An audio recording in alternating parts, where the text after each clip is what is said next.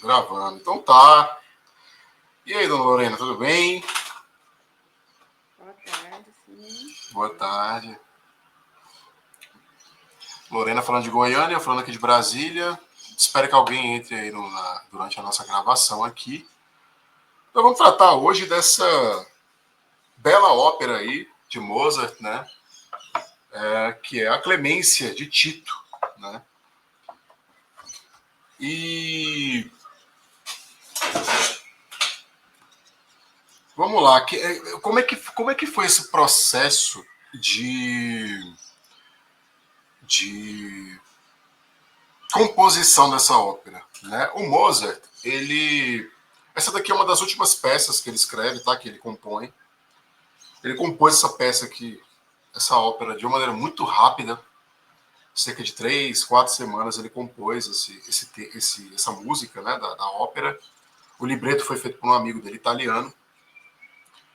E quem foi que encomendou essa ópera, então? Foi o Leopoldo II. Esse Leopoldo II ia ser coroado o imperador do Sacro Império Germânico, né, do Sacro Império Romano Germânico, ali em 1791. Então, o Mozart teve essa encomenda, era algo muito comum, né, ter essas peças encomendadas, e aí ele se deu o trabalho de pegar umas 3 semanas ali e compor.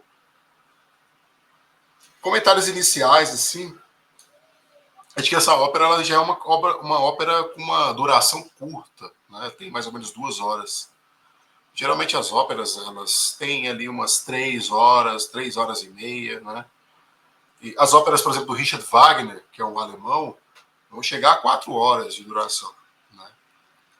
Mas o Mozart, então, acabou compondo ali em 2 horas, construindo em 2 horas, uma narrativa, né, sobre o imperador Tito, imperador romano Tito, né?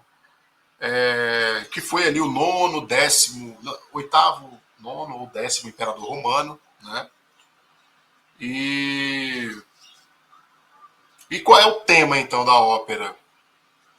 Já que é o imperador Leopoldo que está encomendando a ópera, nada mais, nada mais interessante do que fazer uma ópera sobre um imperador, né?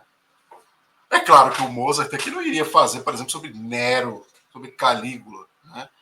Que foram imperadores assim, com posturas muito nefastas para o Império Romano, né?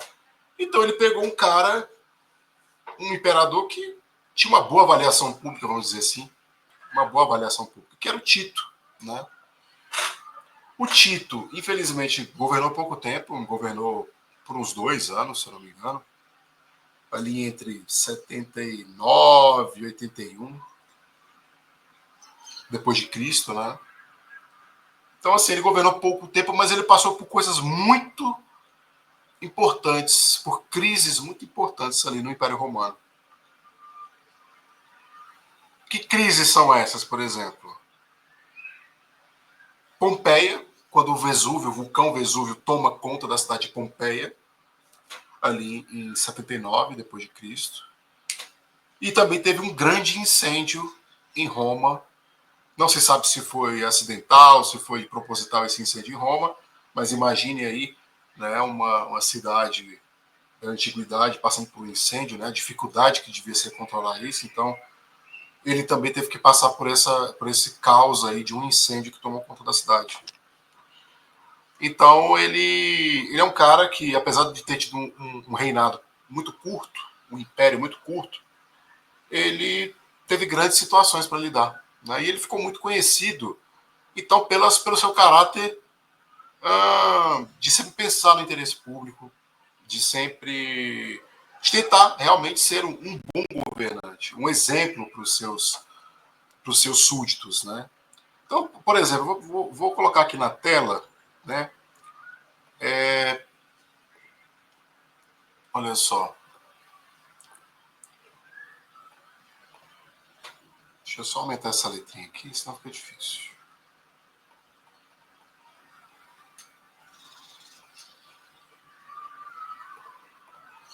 Então esse daqui é o Suetônio. Suetônio ele era um historiador, né? Ali de um pedaço ali da história de Roma. E o Suetônio escreveu algumas coisas aí sobre a vida do nosso Tito, né? Olha só o que ele fala ali. Nenhum imperador poderia ter sido menos ganancioso que Tito, que demonstrou o mais alto respeito pela propriedade privada e nem mesmo aceitava os presentes sancionados pela tradição imperial. Nenhum de seus predecessores jamais demonstrou tamanha generosidade. Então a gente vê aí algo que apareceu na ópera, né? Que é ele recebendo, né, esses presentes ali das várias províncias do Império Romano e abrindo mão, né, de incorporar isso no seu patrimônio pessoal e levando isso a ajudar as pessoas em Roma. Ali diz o Suetônio também, na segunda citação. Certa vez, durante o jantar, ao refletir que não havia feito nada por ninguém naquele dia, exclamou aquela frase memorável e justamente admirada: amigos, perdi um dia. Então, mostrando aí esse caráter solícito, generoso, né, do Tito. E aí a terceira citação ali, em meio a tantas calamidades, como a erupção do Vesúvio, incêndio de Roma, a peste, ele demonstrou não apenas a preocupação de um imperador, mas também o amor superlativo de um pai. Né? É claro, esses historiadores, eles tinham um viés nacionalista, né? Um viés ali de amor à sua terra. Né? O Suetônio era um romano, então ele claramente ele pôde ter alterado ali fatos de coisas que ele escutou, e aquilo que ele leu durante a época dele, ou aquilo que ele viveu também, né? Mas isso aqui parece que é bem confirmado aí pela história, né? De que o Tito realmente foi um homem de grandes feitos, tinha um espírito público, que a gente chama hoje em dia, né? Tinha um espírito público muito elevado, né? Então, é importante a gente situar quem é, então, o Tito e do porquê que o Mozart, então, preparou essa encomenda para o Leopoldo II. Querendo o quê? Ó, Leopoldo, ó, você aí será um imperador, né? Então, estou fazendo aqui uma ópera tentando, né, trazer virtudes políticas, né, para você ser um bom imperador, pensar no bem público, né? Ter amor aos seus súditos, ter misericórdia, né? Ter respeito, fazer justiça realmente de maneira plena, né? Não apenas para satisfazer os seus interesses particulares. Né? Então, as óperas elas são colocadas, muitas vezes, como parte de uma educação de um povo. Né? Assim como a literatura, assim como a poesia, em vários momentos, assim como a música também, a ópera ela entra aqui também como um elemento de educação de uma certa sociedade. Né? Porque o Mozart, por ser um iluminista, por ser um maçom, né, ele tinha essa preocupação com o conhecimento. Em As Bodas do Fígaro, que foi uma ópera que a gente discutiu aí algumas semanas atrás, As Bodas de Fígaro não, A Flauta Mágica, o Mozart ele faz questão de mostrar o quanto que ele valoriza a verdade, o conhecimento, e que ele está lutando contra a obscuridade, a crueldade, essa maneira de governar e de socializar mais primitiva, mais animalesca, mais selvagem. Ele está querendo combater isso. Ele quer que as pessoas sejam esclarecidas, que as pessoas não apenas conheçam a justiça, mas também executem a justiça. Que as pessoas sejam boas realmente, não apenas na teoria, mas também na prática. Né? E que o conhecimento realmente é libertador. É isso que o Mozart quer, principalmente no seu final de vida, a partir de 1787. Né? Então, pensem só, o Mozart ele estava ali vivendo, imaginem, a Revolução Francesa. Né? Pense aí como que era numa Europa, né, toda ali cheia de reinos, você apareceu uma revolução feita ali pela burguesia e também apoiada pelo povão para derrubar uma monarquia e instituir uma república. Isso era muito forte. Né? O Mozart, quando morre, ele morre pouco tempo depois dessa ópera, ele não chegou a ver os descaminhos da Revolução Francesa. Né? Ele apenas viveu ali. Ele nem chegou a viver, por exemplo, a época do terror do Robespierre, por exemplo, na Revolução Francesa. e muito menos quando descambou, né, a Revolução Francesa para o Império de Napoleão Bonaparte, que é exatamente o fim da Revolução Francesa. Sai um rei e uma rainha e entra um imperador, né, que é um absurdo. Né? É uma revolução que realmente ela deu certo no sentido de mover outras revoluções, mas internamente ela foi traída exatamente por um de seus revolucionários, que é o Napoleão Bonaparte. Né? Enfim, então o Mozart ele está muito inspirado em educar esse novo soberano aí, em trazer uma lição para esse soberano. Né? Então vamos lá, deixa eu ver o que mais que eu posso falar aqui. Fique à vontade, viu, Lorena, para comentar o que quiser. Olha só, eu vou mostrar aqui uma coisa interessante, uma coisa mais pessoal minha mesmo, que é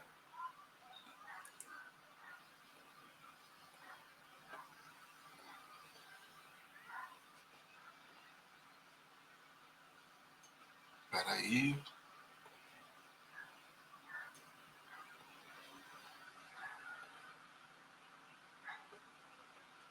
Mostrando um pouco aí da grandeza do nosso protagonista aí, que é o Tito.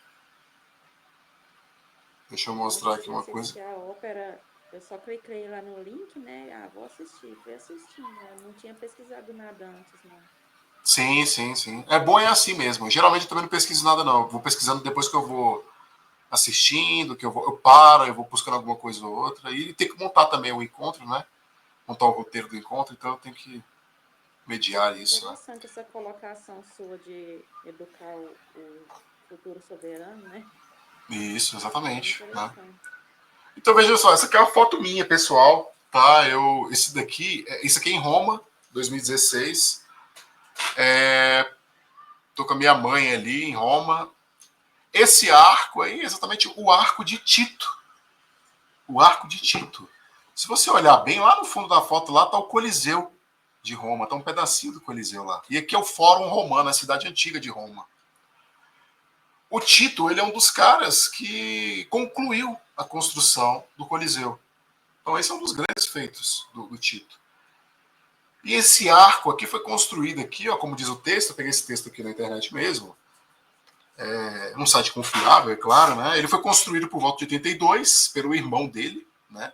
Pelo Domiciano, para o imperador Tito, para comemorar as vitórias militares, especialmente a captura de Jerusalém, depois da primeira guerra romano-judaica. Né? Então, o Tito, como um imperador, ele também teve as suas conquistas militares aí, né? Aqui na ópera a gente está tratando mais de coisas muito pessoais ali, né? Uma mulher que ama ele, que quer casar com ele, e aí vê que isso vai ser frustrado, planeja um assassinato, etc. Mas o Tito, como um imperador, ele era um conquistador. Né? E o Império Romano é um império de conquistas. Né? Então, esse arco aqui, que está ali no Fórum Romano, saindo ali indo em direção ao Coliseu, ele foi construído, então, em homenagem ao Tito pelo próprio irmão. Né? Então, eu queria trazer essa curiosidade aí, cultural aí, lá em Roma. Então tá, vamos lá. O que mais que eu posso falar? Falei já do Suetônio, então, desse contexto, né, de quem era esse camarada aí, o Tito, né? E aí agora eu vou começar a dar uma passada na ópera de maneira linear, do começo da ópera até o seu fim, tá? Então vamos lá. E aí no meio do caminho eu vou comentando as coisas mais específicas, eu vou aprofundando alguns comentários, coisas mais filosóficas mesmo, coisas de cultura. Então olha só, até o minuto 21 ali da ópera, porque no minuto 21 da ópera é o momento que o Tito entra em cena. Então isso é muito interessante, esteticamente isso é muito interessante, porque o protagonista da peça entra lá pelos 20 minutos de peça, né? Então isso é muito diferente. Por quê? Porque o Mozart ele tinha uma preocupação estética com o quê? Com a abertura da ópera, né? Muitas das aberturas das óperas do Mozart foram usadas depois em Hollywood, né? Os filmes de Hollywood usaram muito as aberturas das óperas de Mozart, porque elas são lindíssimas, né? É... Pode desligar. Ixi.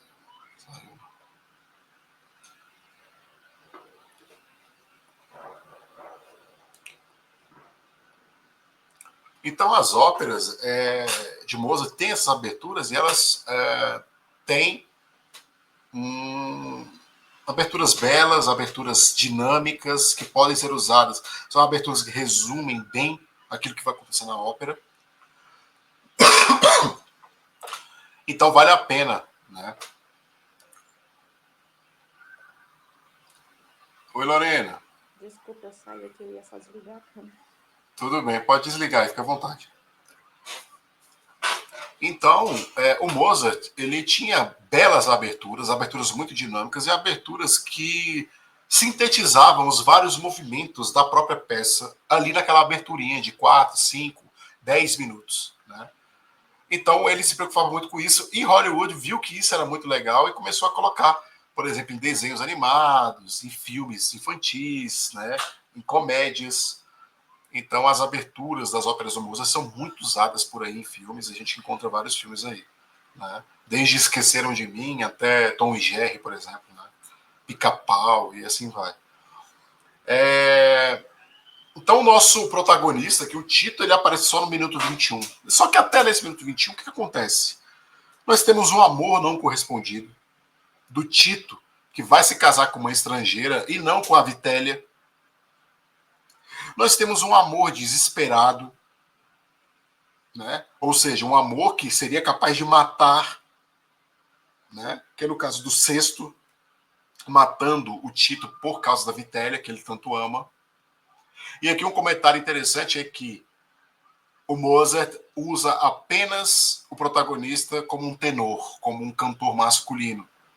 Né? Todos os outros cantores são o quê? Sopranos ou mezzo-sopranos, as outras cantoras. Né? Apesar do Anius e do Sexto serem personagens masculinos, serem homens, o Mozart utiliza, então, as mulheres para cantarem. Tá? Então, nós temos ali 4 cantoras e um cantor, né? E o Tito sendo um tenor, né? Mostrando a importância daquele personagem. Né? Interessante que também a informação consegue chegar a tempo para que o plano da Vitélia pare por ali, né? Que é o que é a notícia de que o Tito não vai se casar com essa estrangeira que foi colocada para ele. Né? Ali na entrada do Tito, em minuto 21, ele entra com todo o louvor, com todas as homenagens ali das províncias e de quem está por perto ali. Então ele é tratado como divindade, isso é muito interessante. Né? Isso, para nós modernos, é muito estranho ver um governante sendo tratado como divindade. Né? Tanto é que depois da morte do Tito, ele é colocado pelo Senado romano como um deus. Ele é deificado. Né? Ele é colocado ali como um patamar de Deus depois que ele morre. Né? Isso é muito estranho para a gente. Vejam só, por exemplo, o que aconteceu com Robespierre na Revolução Francesa, quando ele faz a famosa festa do Ser Supremo, onde ele aparece num palco vestido de branco ou de azul, azul celeste, né, tentando meio que ser a personificação desse ser supremo, do conhecimento, da liberdade, sabe? Da igualdade. E aí, logo depois, ali, meses depois, ali, ele é guilhotinado pela própria guilhotina que ele conseguiu decapitar muitas pessoas, né? Então ele morre pela própria arma que ele instituiu no período de terror da Revolução Francesa, né? Então, na nossa história, né, quando um governante começa a alçar passos no sentido de se imortalizar como quase um deus, geralmente isso não dá muito certo, né? Mas aqui ele é colocado nesse patamar, tá? E aí aqui ele já cita a questão do desastre de Pompeia, né? O que foi o desastre de Pompeia? Então foi quando o Vesúvio, o vulcão Vesúvio, fica ali no sul da Itália, né, perto da Sicília. Esse vulcão teve a sua erupção e acabou invadindo a cidade de Pompeia, destruindo toda a cidade. Né? Então ele diz o seguinte, olha só que coisa interessante, todos os presentes recebidos, eles devem ser convertidos para ajudar as vítimas de Pompeia, né? E vamos parar para pensar um pouco nisso aqui, filosoficamente, politicamente. A generosidade que ele teve, né, é uma virtude muito pessoal. Muito pessoal. A generosidade, a misericórdia, a piedade, né, o amor, são virtudes muito pessoais, né, muito pessoais, muito individuais. Só que no contexto de repúblicas, no contexto do Estado de Direito que nós vivemos hoje na modernidade, nós substituímos a ideia de generosidade de um monarca, de um rei, né, de um soberano, né, de um imperador. Nós substituímos esse valor individual, essa virtude individual e pessoal, por uma virtude pública, por uma virtude social, que é qual? O interesse público. O interesse público, ele é um princípio. Ele é um princípio das repúblicas. Ele é um princípio dos estados de direito. Né? O soberano é o povo. Né? O soberano é o povo. Então, aqui nós temos, então, a gente percebe por meio dessa ópera a diferença entre o mundo antigo e o mundo moderno, contemporâneo. Ou seja, virtudes muito pessoais, muito individuais do governante influenciavam a maneira dele governar. Enquanto que nós, modernos e contemporâneos, deixamos nas mãos das instituições, da lei e de princípios públicos os melhores comandos para governar um povo, né? Então, essa é uma grande diferença que eu queria ter trazido, que eu queria trazer aqui nesse ponto específico dos presentes que ele recebe, tá? Então, tudo aquilo ali que foi dado a ele de ouro, né, com muita riqueza, com muitas, né, com materiais muito caros, será convertido para o bem público de Roma, que está sofrendo com o quê? Com as vítimas lá do Vesúvio, que ficaram desabrigadas, e com até mesmo aqueles do incêndio que sofreram no incêndio de Roma. Né? E aqui interessante, eu quero trazer então agora umas fotos. Deixa eu abrir aqui umas fotos aqui interessantes, que minhas particulares, né?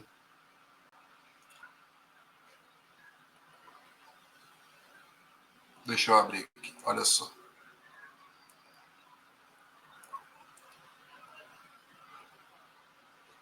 Aqui, foi minha visita a Pompeia.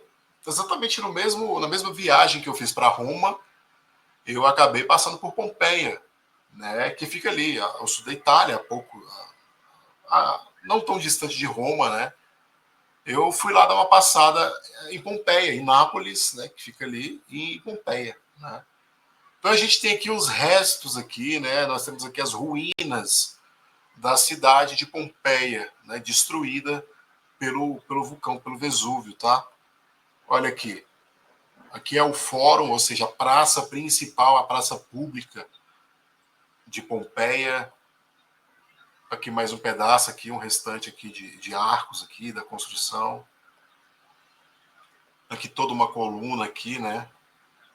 Lá no fundo a gente tem ali umas esculturas que são mais modernas, que foram colocadas ali. Então percebo aí muitos turistas, né? Um local turístico muito visitado. E aqui são pinturas, são obras de arte que sobraram dessas ruínas de Pompeia, né? Então aqui a gente tem aqui um retrato, né, de um casal. Esse retrato estava na casa desse casal e ele foi encontrado depois de toda a pesquisa arqueológica que foi feita no local. Essa pintura aqui eu vi no Museu Arqueológico de Nápoles, que fica ali adjacente ali a Pompeia, né? Aqui também uma outra pintura. Percebo o desgaste, né, do tempo. Tá até rachado aqui também. Foi quando eu estive lá agora, e foi agora há pouco tempo que eu estive lá em Nápoles, que eu fui no museu, que eu tive a oportunidade de ir, agora em outubro de 2024.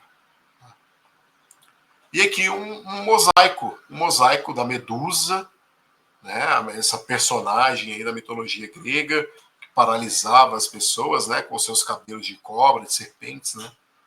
Então aqui é um mosaico aqui que eu tive a oportunidade também de visitar lá no Museu Arqueológico de Nápoles, um dos museus mais importantes da Europa, tá? E que eu analisei obra por obra no meu livro, que eu tenho lá comentado lá mais de 700 obras de arte. Tá? Era isso que eu queria mostrar aqui, só a título de curiosidade em relação a Pompeia. Vamos lá, continuando então na nossa ópera. Passamos ali já de meia hora de ópera. Nós temos a desilusão amorosa, né, de Anius e de Servília em relação a saberem que Tito quer casar com ela. Né? Então eles ficam muito maus, cantam aquele dueto muito bonito, muito melancólico, né, da separação do casal. Mas logo em seguida a Servília se encontra com o Tito e pede para não casar com ele. E o Tito traz algo muito importante para a gente. O que ele traz? É o seguinte, que ele prefere o risco de desagradarem dizendo a verdade. Olha que coisa importante, né? Desagradar dizendo a verdade. A verdade dói. A verdade ela não é pura, ela não foi feita para iludir as pessoas, ela foi feita para esclarecer as coisas, para deixar tudo muito no seu devido lugar. Então ela desagrada. E um governante, ele não tem que ficar se rodeando de pessoas que estão ali mentindo para agradar a ele, né? E aqui a gente tem o quê? Uma lição que um italiano, né, que viveu aí nessa região aí, 1500 anos depois, que foi Nicolau Maquiavel. O Maquiavel escreveu isso no Príncipe, né, na famosa obra dele, O Príncipe. Ele escreveu exatamente sobre isso. Ele falou, olha, o príncipe, o soberano, o governante, ele não pode ter ao lado dele aduladores. Ele não pode ter do lado dele aduladores. Porque esses aduladores, a partir do momento que a fonte secar para eles estarem adulando, eles irão trair o governante e vão ficar do lado do outro poderoso, né? Então, ele fala aqui, o Tito, que ele não quer saber da mentira que agrada. Ele não quer saber da mentira que agrada. Ele quer saber de pessoas fiéis, sinceras e que digam a verdade para ele, mesmo que isso venha a doer. Né? Então a gente já vê aí essa consonância entre Nicolau Maquiavel e aquilo que o Mozart está pensando em relação ao Tito, e em relação também ao Leopoldo II, que ele está escrevendo a ópera. Né? Leopoldo, tome cuidado com aduladores. Cerque-se de pessoas que saibam se manifestar com sinceridade, que sejam honestas, que sejam leais de verdade, que não se vendam por uma benesse ou outra. Né? É uma lição que fica aí para o Leopoldo II. É interessante notar, coisa que eu não comentei no começo, que essa ópera ela é baseada em uma outra ópera escrita ali mais ou menos na mesma época, tá? Por um italiano. E essa história do Tito, da Vitélia, do Anius, etc., não é uma história real. É uma história ficcional que foi criada para aquela ópera específica, mas a personagem ou personagem do Tito existe de verdade. Né? Ele foi um imperador romano, como eu já disse aqui. Então, só para fazer deixar muito claro que essa trama aqui era uma trama ficcional, criada lá no século XVIII. Então, o Suetônio, por exemplo, não tratou disso na sua obra A Vida dos Césares. O meu oitavo ponto, então, já que nós tratamos de Maquiavel,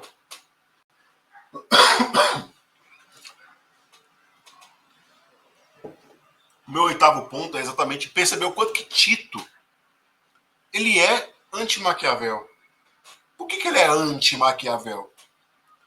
Porque ele quer governar pelo amor. Porque ele quer governar pela compaixão, pela misericórdia, pela clemência dele.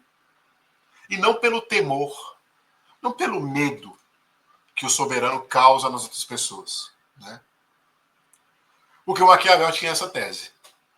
É preferível ser temido do que amado. Né? Por quê? Por que é preferível ser temido do que amado? Porque o amor depende dos outros. o príncipe tem que ser ali, o príncipe soberano tem que ser ali especial, bondoso, etc. Tem várias virtudes para poder ser amado. Então ele depende dos outros para governar, para ter uma legitimidade. Enquanto que o temor depende dele. Depende do nível que ele tem de racionalidade, até de medida de crueldade. Então, o temor depende de você, enquanto que o amor depende dos outros. Né? Então, por isso que um príncipe deve preferir ser temido, porque depende dele. Ele que vai ter o controle dessas válvulas do poder. Né? E não quem está ali de fora amando aquele príncipe. Né?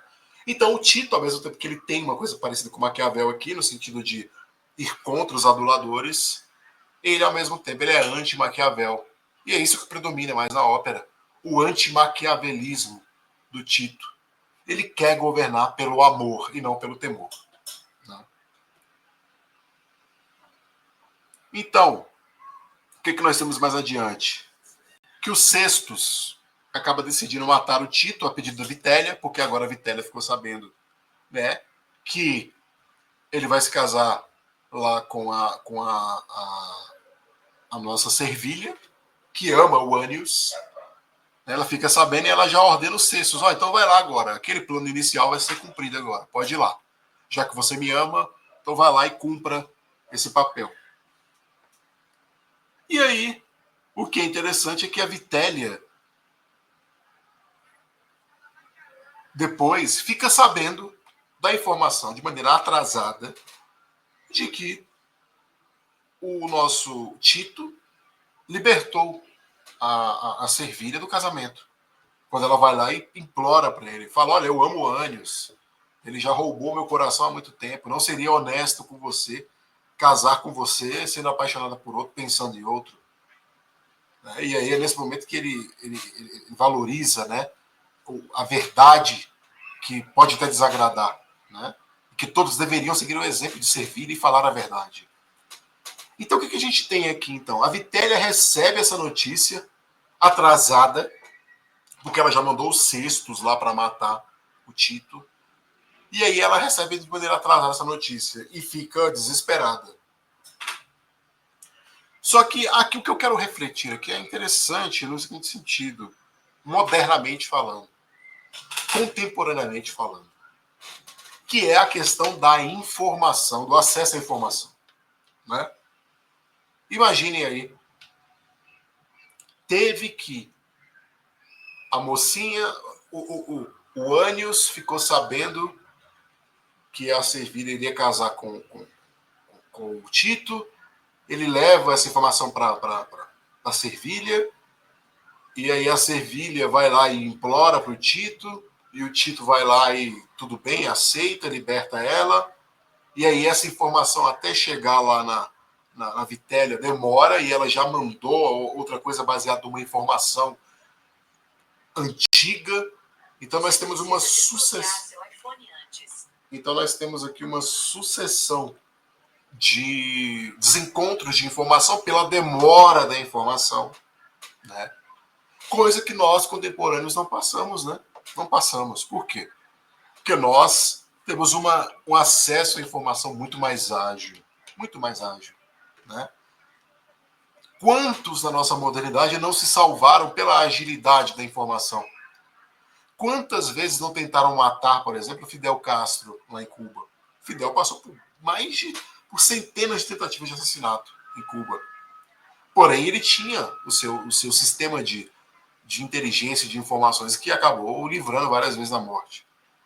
O Erdogan, lá na Turquia, quando tentaram dar um golpe nele há uns 5, 6 anos atrás, ele ficou sabendo, foi lá e prendeu os generais que queriam dar o golpe nele, porque ele teve acesso à informação antes do tempo. Bashar al-Assad, lá da Síria, como também ele não tinha acesso a informações por meio daquilo que os hackers russos enviavam para ele em relação ao ataque do Ocidente. O Bin Laden, o grande terrorista Osama Bin Laden, quantas vezes ele não conseguiu escapar das mãos de Washington, porque ele tinha acesso à informação antes de Washington, né? Mas acabou que no final acabaram capturando ele. Né? Então, Temos aqui, então, uma reflexão sobre a informação. O quanto que naquela época a informação demorava, tinha o seu processo, né, de passar de boca em boca, né? E hoje em dia, se você tiver um celular aí, você já mandou a mensagem, está todo mundo sabendo ali, no mesmo minuto, o que está acontecendo, você consegue se deslocar, né? Então, a informação é uma coisa muito importante, a velocidade dessa informação, né? Outra coisa interessante ali no minuto 52, mais ou menos, o sexto já então não consegue matar o Tito. Ele se arrepende, ele fica com medo, ele sente o peso de uma traição em relação ao seu imperador, né? E é nessa hora que a ética entra em trabalho. A ética é exatamente esse momento que a pessoa tem que ponderar entre valores. Ela tem que ponderar entre o amor, entre a paz, entre a fidelidade. Isso que é ética. É a pessoa ter o senso racional de discernir entre princípios que têm o mesmo valor, né?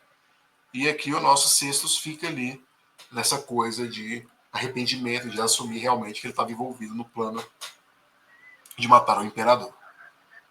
E aí, no final do ato 1, todos então lamentam a traição, né? Porque fica sabendo, né? Eles ficam sabendo que, que, que o Tito tinha morrido, etc. Porém, o Tito não morre, né? Porque está acontecendo um incêndio, você percebe ali o fogo está tomando conta de Roma, né? E aí acaba que o nosso Tito, dizem, a informação corre de que ele morreu, mas isso depois vai ser confirmado que não aconteceu no segundo ato, né? Então termina o primeiro ato, todo mundo lamentando uma possível traição, porque foi a morte do Tito. O dia da dor, como eles dizem aqui. No ato 2, então a gente tem o quê? O Anius recomenda aos Sextus que peça perdão a Tito pela possível traição. A gente tem então os Sextus indo em direção ao Tito, assumindo a sua culpa e pedindo perdão. E aí o nosso Tito pensa, vingar ou não vingar a esse plano de me matar? Ele, em certo momento, até assina a sentença de morte de Sexto. Porém, logo em seguida, ele rasga, mostrando a sua misericórdia, né? Uma coisa interessante que ele fala aqui é o seguinte, olha, em 1h38, já caminhando mais para o fim da ópera, ele fala, se eu não posso garantir a lealdade dos meus reinos com o amor, eu não quero uma lealdade que seja fruto do medo, né? Ou seja, que o coração dele não é duro, que o coração dele está aberto para o amor em relação aos súditos, né? Que a misericórdia, a sua clemência está ali, né? Então aqui a gente vê exatamente o elemento antimaquiavélico do nosso Tito. Em 1h58, já chegando no fim da ópera, nós temos então que a Vitélia assume a autoria do plano de morte do Tito, quer ser culpada de tudo e que os Sextus não recebam nenhuma punição, né? E aí, essa é a grande virtude, uma das grandes virtudes que o Mozart está querendo do nosso Leopoldo II. O nosso imperador, então, aqui, o Tito, resolve, então, perdoar, soltar todos, né? E termina a ópera com todo mundo louvando a bondade suprema do Tito, tá? Então eram esses os comentários que eu tinha para fazer da nossa ópera, né? Fiquei aqui uns 40 minutos falando sem parar. Se quiser comentar alguma coisa, Lorena, fica à vontade. Isso aqui era o que eu tinha para comentar hoje, que eu acho que já foi bastante coisa, né? Fique à vontade para comentar alguma coisa. Ou, se não tiver nada a comentar, a gente pode encerrar. Né?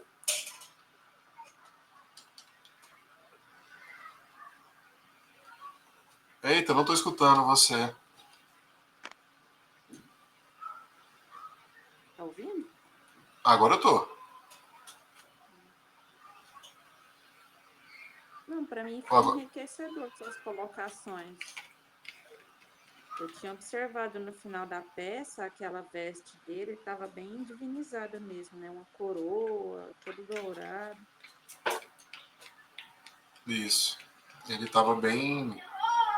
Foi tudo montado ali para exatamente exaltar. E ele é colocado ali com aquela coroa de sol, né? De raios solares, né? Ou seja, ele é o centro daquele universo ali de Roma, né? Tudo tinha que orbitar à volta do imperador, né? É algo que é impensado hoje em dia, né? A não ser, claro, em regimes autoritários, né? Mas é algo que é impensado, né? Hoje nós vemos uma república, né? Até mesmo as monarquias constitucionais, né? Elas são repúblicas disfarçadas de monarquia, né? Só para manter as tradições, mas na verdade são repúblicas, são democracias também. E mas a gente não vê esse tipo de coisa, né? Depois eu fiquei curiosa também porque que o Sexto e o Ânio foram representados com vozes femininas, né? Uhum. Isso é Aí, bom, isso é algo interessante ser pesquisado mesmo. E eu não fui atrás, tá, do porquê.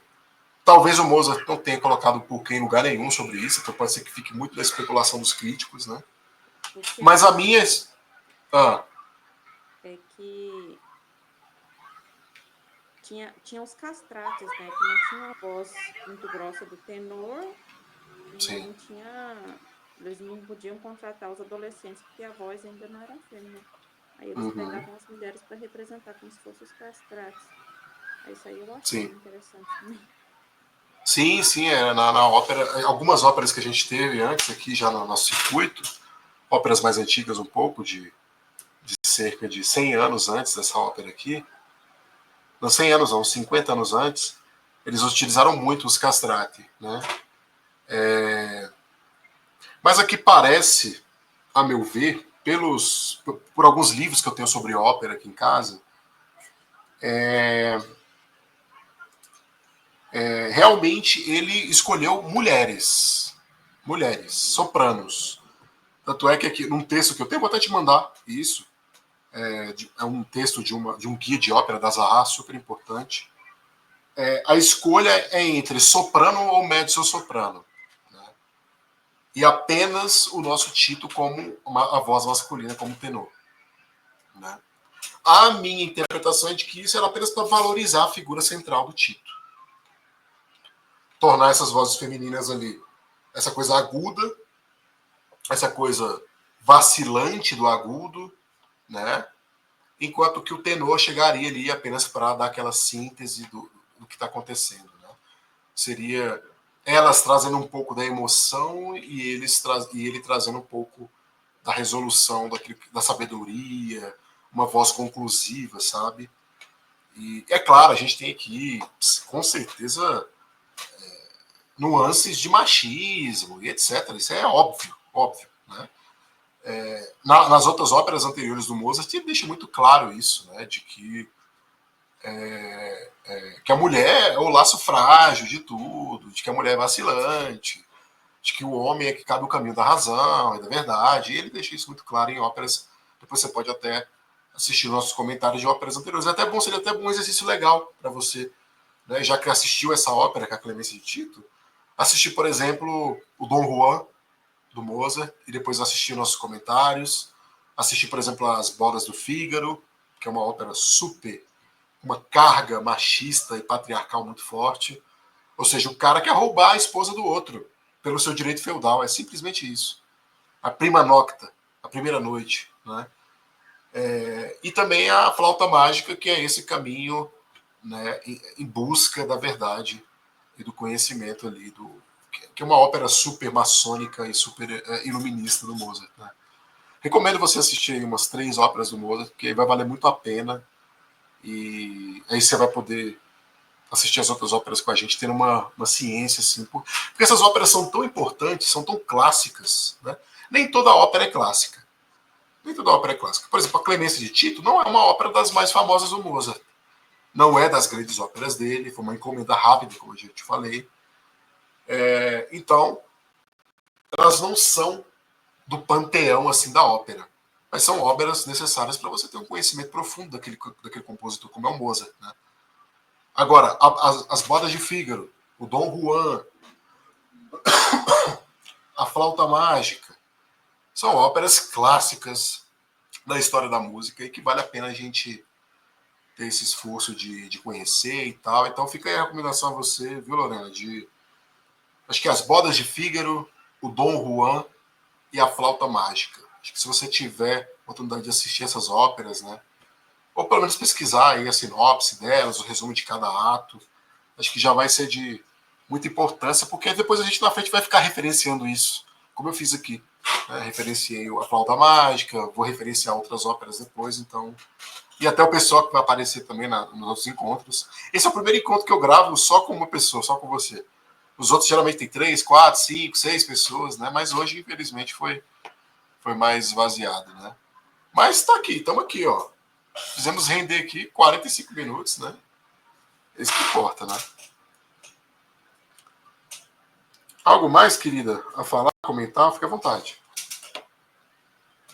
Para mim foi enriquecedor. Eu achei muito assim genial, como você colocou da parte de Mozart, colocar isso aí como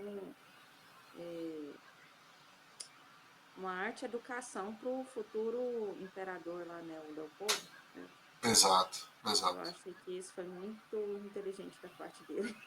Isso. Muito Colocou, boa ele saca. colocou o imperador como Clemente, né? Como bom. Exato, Só que, exato. na realidade, ele não foi bem assim tão bonzinho, né? É, Mas como educação pro Leopoldo, eu acho que ficou bem interessante. exatamente, né? Então, ficou o exemplo, né? Olha aí, ó, na história, temos aí esse exemplo aí, que é o Tito, né? Quem sabe, se você for minimamente clemente como ele foi, talvez você seja um bom imperador, né? Né? E, e o Mozart tem essa linha dele de colocar homens poderosos, mais clementes, mais misericordiosos. Isso aparece em algumas óperas dele já, né? Ele trazendo exatamente o contrário, né? Como, por exemplo, a Bodas de Fígaro, como o senhor feudal lá que quer ser que é o tirano da casa, que quer todas as mulheres para ele, né? Que estão ali no feudo para ele. No Dom Juan também, o Dom Juan é um cara poderoso, é um cara rico, é um playboy, que quer pegar todas as mulheres ali da cidade dele, casada ou não casada, prometida ou não prometida, ele quer tudo, Tem né? um livro do Dom Juan, você já viu?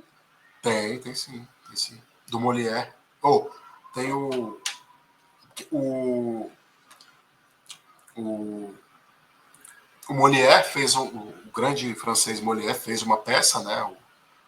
O Dom Juan.